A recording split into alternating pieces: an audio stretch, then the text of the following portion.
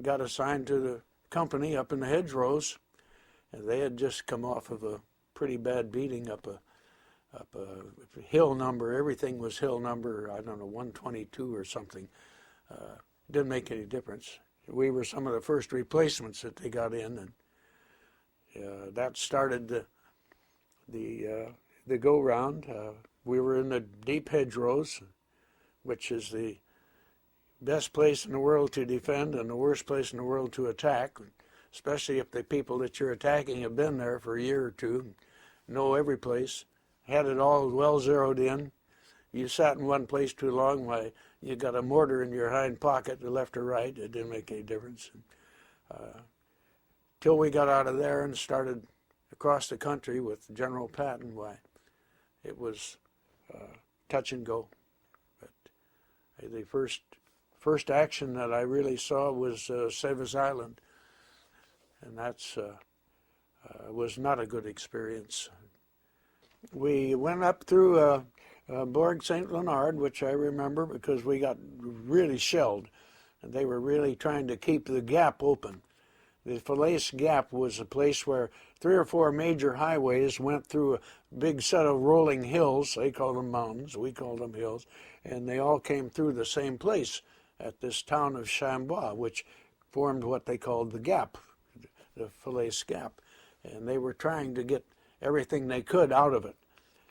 It was the worst mess you ever saw. I never have seen such carnage.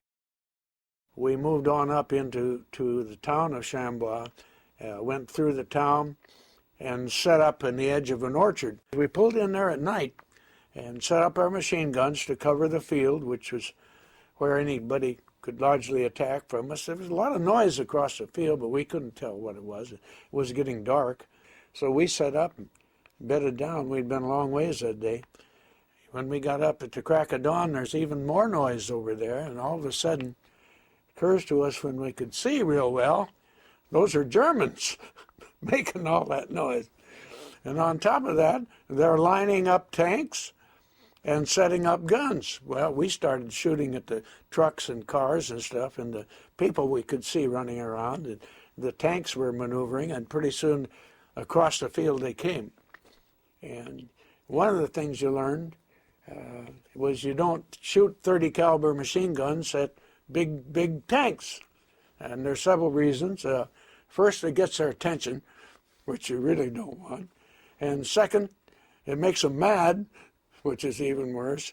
And third, it doesn't do any good at all. It just does the first two things. But we shot off the infantry that they had for support. We could do that. A couple of trucks behind them, we managed to set them on fire. But as the tanks got closer, there wasn't anything we could do. And so the lieutenants that was with us, and the sergeant says, sit tight, until they get real close. Because if they're real close, they can't see very well.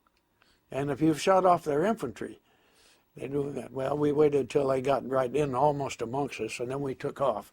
We went back across the stream, set up in the farm, and the tanks milled around for a while, but with no support, they were vulnerable, so they backed off and went back across the field. Pretty soon they lined up to come up again, and we shot at what we could and then took off again and back towards, well, we'd got up some tank destroyers, which were, we finally learned that our Shermans couldn't outgun an 88. But we brought them up to the edge of the ditch, but they couldn't see through this orchard and all the sheds and stuff that were there. And we're back screaming at them, get those tanks off of us, and they said, we can't see them, we can't shoot them. Well, then comes the idea, maybe early on shell shock or something, I don't know. I can see where they are, and I can see you. If I show you where they are, will you fire blind? And then we'll correct. And they said, sure. So, all right, and I lined it up myself and say that small building there, which were made just out of almost loose stones. There's a big tank right behind that one. You aim at me, and I'll line up.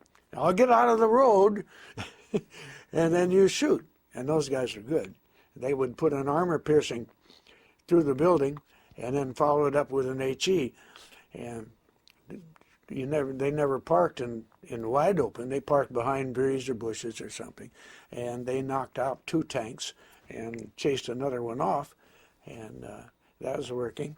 I'm still out in the middle, feeling pretty smart, and hiding behind an apple tree, apple orchard. Well, I didn't see the 3rd tank or the 4th tank or whatever one it was, and he shoots me right through the apple tree. French apple trees are not worth a damn. Bullet penetrated the tree and most of the way through my leg without ever hitting anything vital. What the sensation is, I don't recommend it. It felt like being hit with a sledgehammer. And I honestly couldn't tell you whether I had a leg, didn't have a leg, it was busted, or I could run like hell. Tank is coming after me. He quit shooting. I guess he's going to run over me. I don't know. Maybe he thought he didn't need to. And real quick decision, either I can run like hell or this is it. And I took off out of there like a screaming bullet. Ran around the corner of a building and fell over another tank. This is one of the so-called humorous things that you like to remember later. Clang. I ran into that thing. It must have made a terrible racket. Fell down, looked up, and there's a German up in the turret trying to assess the situation. I suppose a tank commander maybe. And for once, thank goodness for training, I was still carrying my rifle. And I recovered before he did and shot him. He went plunk down the tank, and I went zip again back towards Mother. Mother, that's the 2 tank destroyers. The tank's right behind me. They said that I got about 40, 50 feet from the ditch, and he went zip down in the ditch. I'm snuggled up between dead horses, cows, Germans, in this creek in the bottom. Anyhow, when the smoke cleared, they knocked out a couple of the tanks, damaged the other ones, so they left, and came down in the ditch and dragged me out. Said they had to pour some water over me before they could get too close to me. I'm deaf in a post. Got me up the top and checked me out to see that other than the hole in my leg, which at the speed I'd come in wasn't too bad, washed me down. I went over to an aid station, and the doctor slaps a super Band-Aid on it and said, "You want to go to the hospital?" And I said, "No, I'm still mobile." And once they closed the gap and the prisoners started, as soon as we shot up to the last tanks, white flags started popping up. We'd had a lot of different people wounded and everything. And the problem was, once they sent them to the hospital, we didn't get them back. And you get really attached. They say family ties are strong. The ties you get with the people you serve with like that are about as strong as they can get. In Sherman tank, my function was the main gunner. The whole team was 5 of us. The commander of the tank, I was the gunner, then a loader and a radio operator, and then down in the front there was a driver and a second driver, which also had a machine gun in the bottom. So now, my very beginning, when we went in a battle not very far from Caen, was a little shaky. After a couple of days, you get used to it.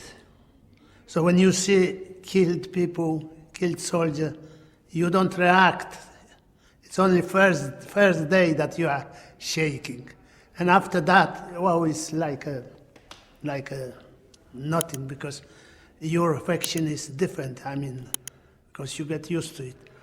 Until we got on that hill 262, the Falaise. That was a hell. I don't know how many vehicles we destroyed. We lost 5 tanks. In my tank, we got 2 anti-tank bullets. One bullet hit the transmission where the oil flown everywhere and a fire started. So in a tank, the oil was burning, so now the main driver was killed, second next to him was killed. I was shocked and lost my power to do anything. I was halfway, didn't know what to do. But the loader, he got out first. The commanding, he jumped out from the tank. The loader and the radio operator, by me, he got out, and I hardly came to the tower, to the opening on the top. And he helped me out.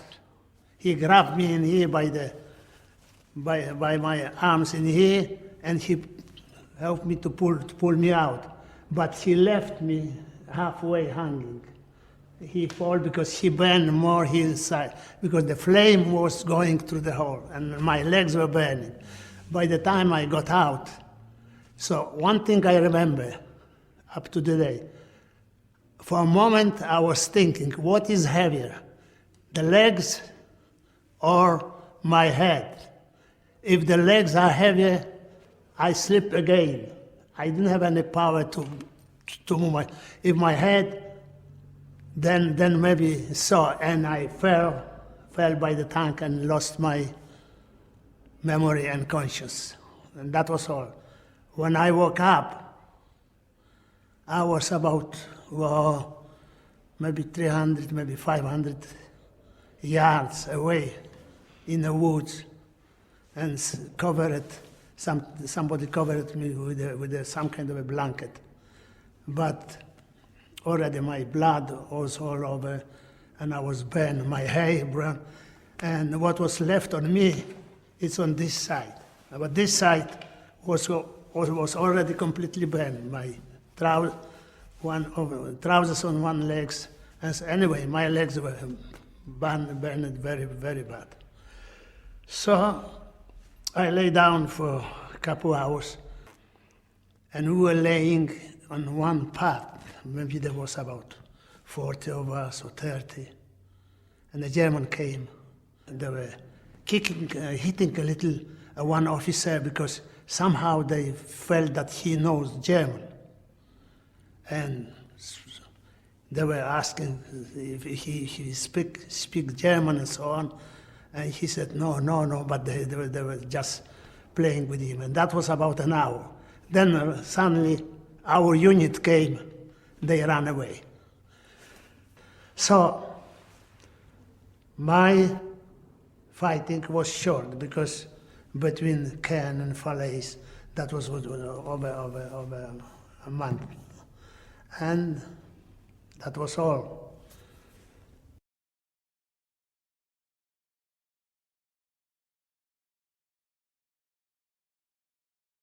When they formed us up to drive on to Falaise, they had the armor unit up front, including the British Churchill tanks. They brought those in, and they lined us up all 10 abreast, the tanks, and the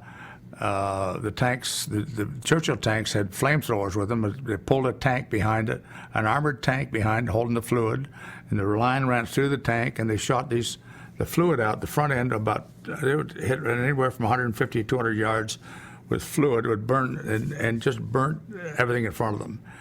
And behind that were the Sherman tanks, and then after that the Bren gun carriers, which were a British Canadian unit, full track armored vehicle, open on top, but. And then behind that came the softskins, and we all rode. We were riding. In fact, I was in scout platoon. We weren't necessary to be out front. We were in the back, riding in a softskin vehicle, as the rest of the division was. The rest of the Argylls were anyway. And so we rode in these vehicles and went right across country, about 20, 25 miles, and just I don't know, it was just hilarious to see this thing all lined up moving. And it was like a Wild West show already. The fellows were shooting their guns off and yelling and screaming and having a ball. And in the meantime, they were out front, they were burning up the Germans as they went with these tanks and just swept right across country. It was really a sight to behold that I would probably never see again and never would. But it was really worthwhile to see. The regular German soldier was just like anybody else. And they were just guys. I mean, they were easy to get along with, and some of them were happy to get captured, you know. But not the SS. The German soldiers themselves, they were frightened of the SS themselves, okay? Because sometimes if they were told not to retreat, they had the SS behind them to make sure they didn't retreat, you know, and they shoot their own men. And this P-38 that I took off this officer, we were on a sweep, and I was about to walk up. We were stationed over maybe 50 or 75 yards apart, and I came across this walkway up, driveway up into the barn, and I was going to go up into there, see if there's anybody up there. And all of a sudden, a person yelled from a ditch, he said, "Don't go up there, you better come down here with me." Spoke in very broken English, and I jumped in the ditch with him. And he was a veterinarian, and he was educated in England, and thus the broken English. But I took his gun from him, and he said, "There are 3 SS in that barn, and they'll kill me just as quick as they'll kill you." So I fired a couple of shots off to get the other guys to come around, and we got the 3 SS out of there. One of the guys got up and threw a grenade and got them out. Didn't hit anybody, but they got them out. In another case, the next day we were out doing another sweep, and we ran across a whole platoon of SS. And we had a little battle fight with them, killed 2 of them before they gave up. And but they were miserable. They were just really, really, really bad.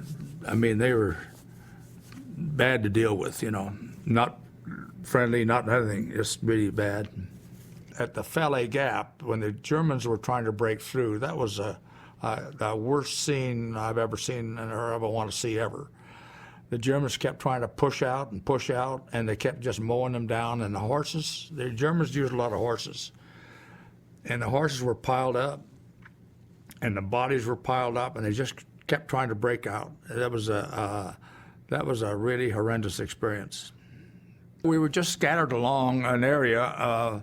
In fact, where we were, the Germans from the battle before were still laying there, you know. So we were just kind of. It was at night, and we were around a farmyard actually. And in fact, later on, when the Germans had stopped them, and we were going back, and it was so dark that you couldn't see your hand in front of you almost. And I never will forget, another fellow and I were heading back towards the barn, and we ran smack dab into a cow and scared the devil out of us because we didn't know there was a cow there, and you couldn't see it. That's how dark it was. That was unusual because always, usually at night, you'd see something, but that was a very dark night. But we got the word that to pull back, since they knew at some point in time they knew the Germans had quit. So the scout platoon got pretty well depleted by the time we got to Germany. From originally altogether maybe 30 guys, it wound up being about 10 by the time we got to Germany. The depletion got pretty heavy. I've often said that I'd never do that again, never volunteer again. But I wouldn't trade my experience for anything I've ever had, anything I've ever done. I think those 5 years I spent in the Army taught me more than I could have ever learned in any kind of schooling operation.